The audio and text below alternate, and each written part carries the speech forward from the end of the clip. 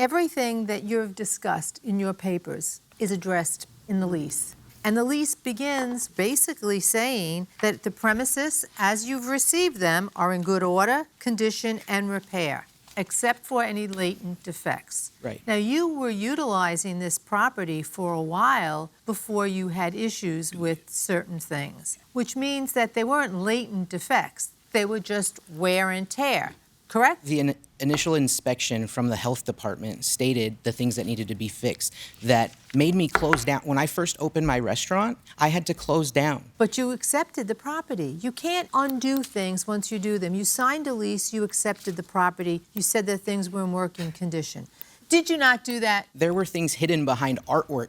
What was hidden behind artwork? Holes in the walls. And how did that impact The toilet on you? was non-functional. I had to replace the toilet. Yes, you do. You know why? Because you agreed in this lease to be responsible for certain things. You were responsible for water, fuel, water heater, light, power, heat, snow removal, garbage disposal. You were supposed to keep in good order and make repairs under paragraph 15 to floor coverings, ceilings, walls, interior electric wiring, interior plumbing, heating, air conditioning. You see, because the problem I have, I think that there was an acknowledgement by you as to the damages and to the money that you owed. And that amount, according to them, was $4,374. To that extent, you went and you took out a cashier's check, $4,374. And I don't believe for a second, seriously, that you mailed it. I don't. I would respectfully like to disagree. I was in communication with him, and you can see it in the text messages. I was going to go to the bank and pull the money out and have it transferred into his account. Yeah, that would have been a good idea. He didn't get back to me until after 6 o'clock, where the banks had already closed. So I got a cashier's check, and I wanted to get clarification from him because of this discrepancy of the last spreadsheet he had sent me being off. He didn't get back to me until after 6 o'clock, and the banks had closed. I dropped it in the mail that night, and I was in communication with him. A couple days went by. He had not received the check. I called my institution. I said, what is the process to have the check canceled? They said, you have to wait 10 days from the date the check was issued, and then we can cancel the check. I was in communication with him the entire time. Did you cancel the check?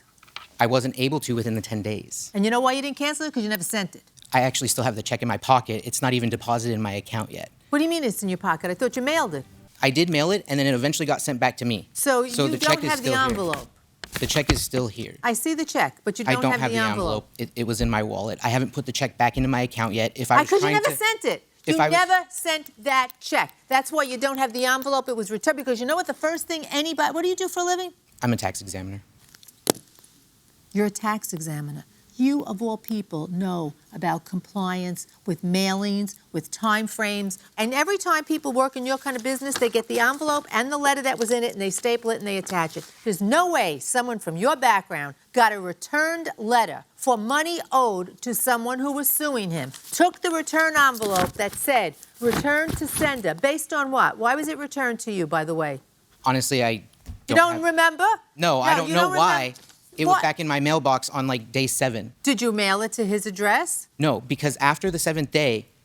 You know what? Please let me- Finish it all you want, but there's one of two things going on here. You never mailed it, that's why you don't have the envelope, or you intentionally mailed it to the wrong address so it would come back to you. Let me hear your explanation for this ridiculous scenario. I started to discover once he sent me the spreadsheet, you have to understand that the entire time through our lease, it was like pulling teeth working with him. I maybe saw him maybe 5 times. You didn't have a good relationship. He's your landlord. There's no reason for a relationship. So the bottom line is, you're telling me that there was a point in time after you got that money order that you reassessed the amount that he was asking for and decided it was not correct. Yes, Your Honor. Okay.